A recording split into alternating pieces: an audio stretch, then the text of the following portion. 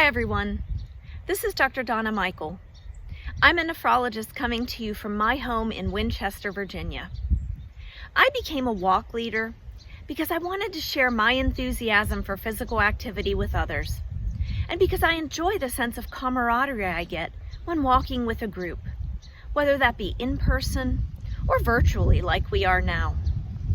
Welcome to today's Basecamp, and congratulations for making it this far. You should all be proud of the commitment that you have made to your health by embarking on this 44-mile trek with us to the top of Mount Kilimanjaro. Today I wanted to talk to you about 3 underappreciated forms of physical activity: strength, stability, and stretching. These are all equally important, but maybe they just don't get as much attention as aerobic exercise. So let's dive into each one separately. The first underappreciated exercise is strength or resistance training. This is defined as any activity that makes our muscles work harder than they would usually. Did you know that we lose 3 to 8% of our muscle mass every decade after we turn 30? And that equates to about a 15% loss of muscle strength. And these changes accelerate after age 60. So by incorporating regular strength training or resistance training into our activities, we're able to help offset those losses.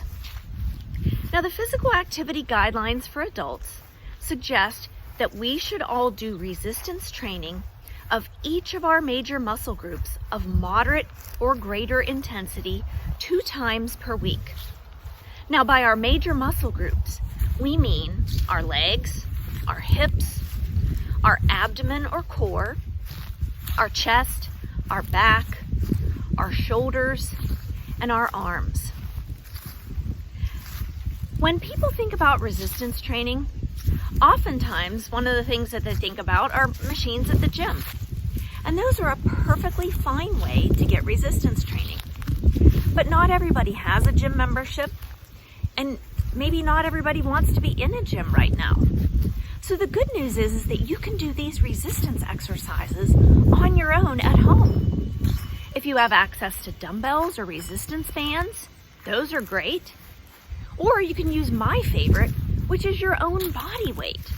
That way you can do resistance training anytime, anywhere, without any equipment at all.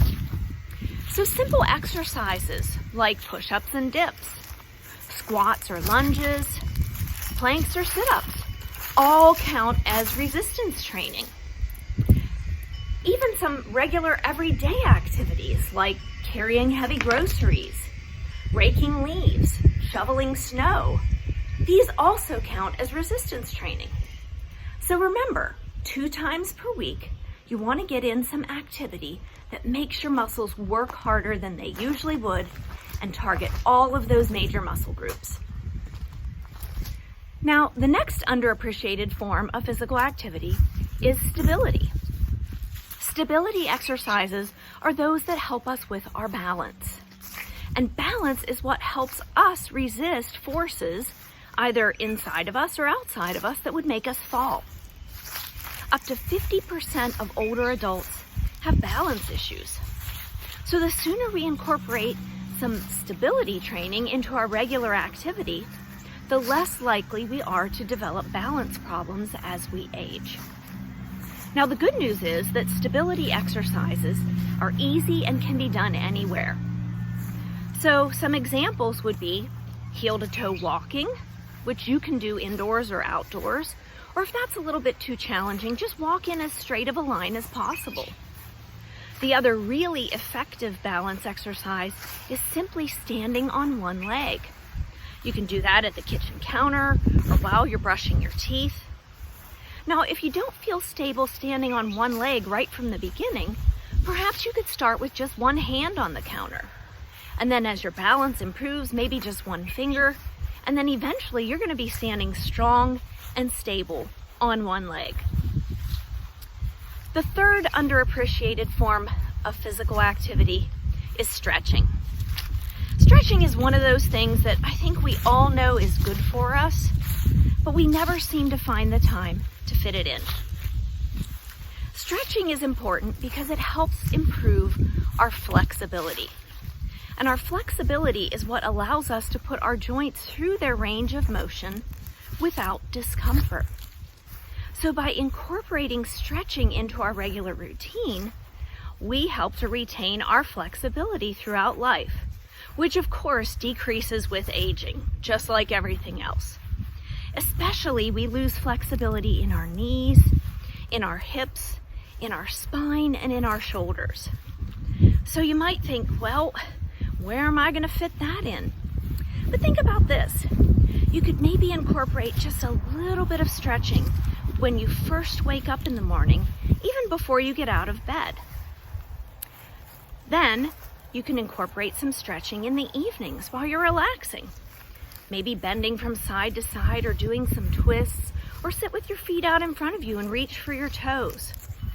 Or when you're heading out and you go to put your shoes on, bend forward to tie those shoes.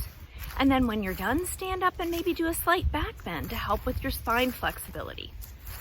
The important thing about stretching exercises is that we want to ease into that stretch just until we feel some resistance. We don't want to feel pain. We want to hold the stretch for about 10 to 30 seconds. Don't bounce. And then we want to repeat each stretch maybe 3 or 4 times. And again, we want to target kind of our major muscle groups so that everything stays mobile. So, to sum it up, we have 3 underappreciated forms of physical activity: strength, stability, and stretching. But if we incorporate these regularly into our routine, we will be able to keep moving and walking with ease throughout our lives.